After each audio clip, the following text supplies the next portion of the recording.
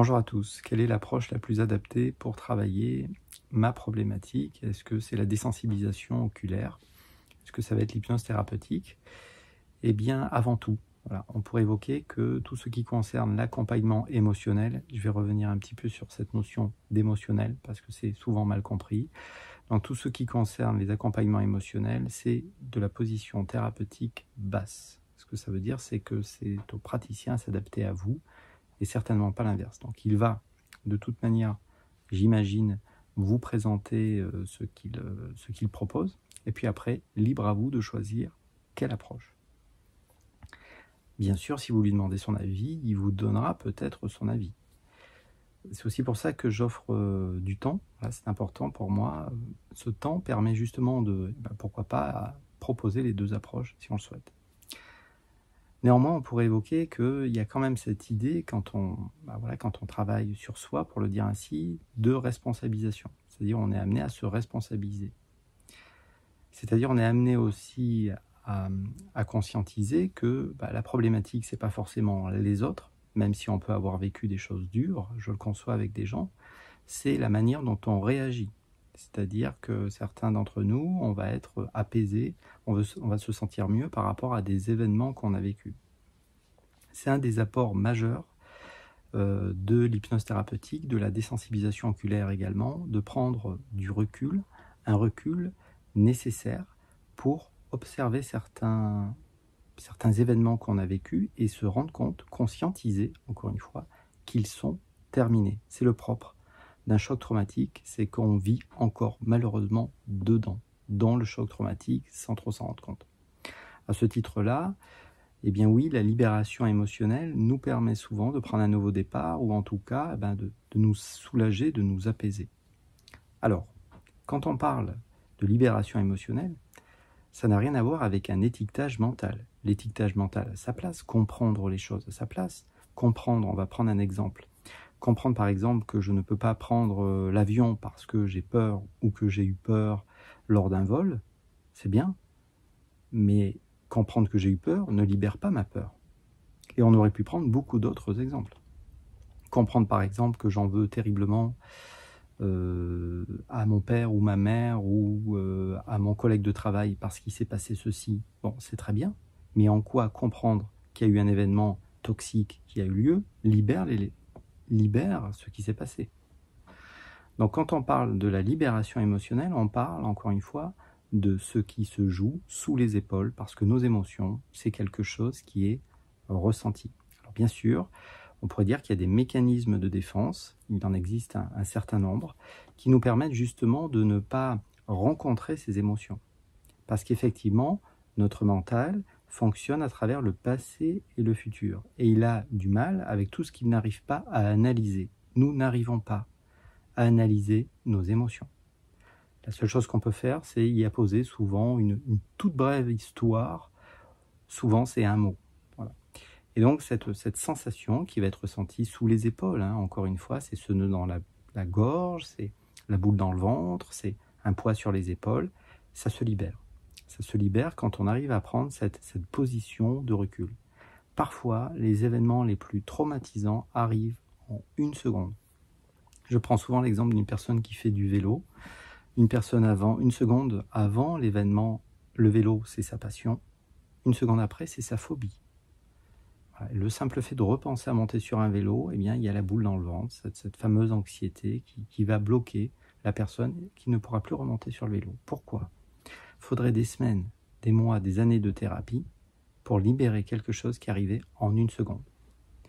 Donc la désensibilisation oculaire travaille cette fameuse seconde, pour le dire ainsi. C'est-à-dire que l'événement, le cœur de la problématique, peut se libérer en quelques secondes. Bien sûr, c'est entouré de compréhension mentale, d'un cadre, bien évidemment, mais la libération en elle-même est souvent rapide.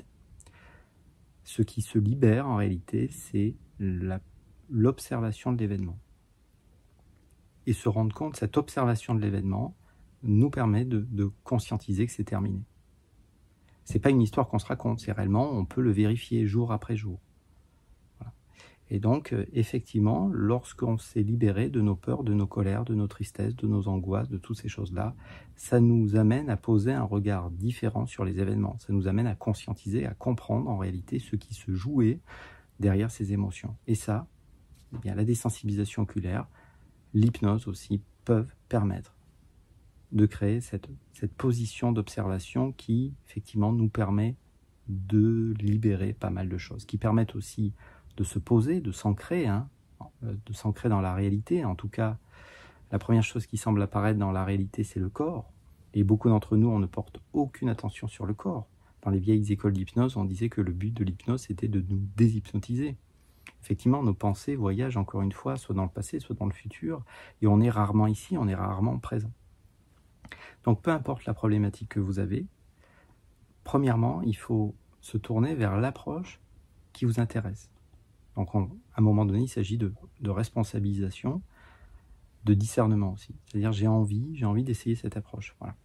Donc après, encore une fois, on peut, en tout cas, ça m'arrive, voilà, sur une même séance, de proposer de l'hypnose et de la désensibilisation oculaire. Mais souvent, quand on connaît les deux approches, on a une préférence assez claire. Voilà. C'est-à-dire, certains d'entre nous, on préfère la désensibilisation oculaire parce que ça semble plus concret, plus précis. Certains préfèrent l'hypnose parce que ça semble créer plus de calme, plus de détente. Même si une désensibilisation oculaire va amener, un peu comme l'hypnose, une forme de calme.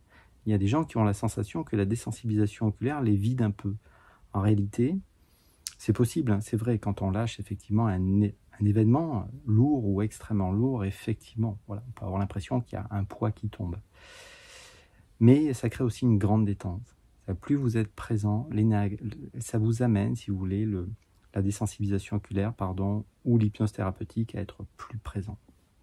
Et si vous êtes plus présent, il y a une détente corporelle qui, à un moment donné, s'installe. Et on vit souvent tellement sous pression qu'on ne se rend pas compte qu'on est sous pression.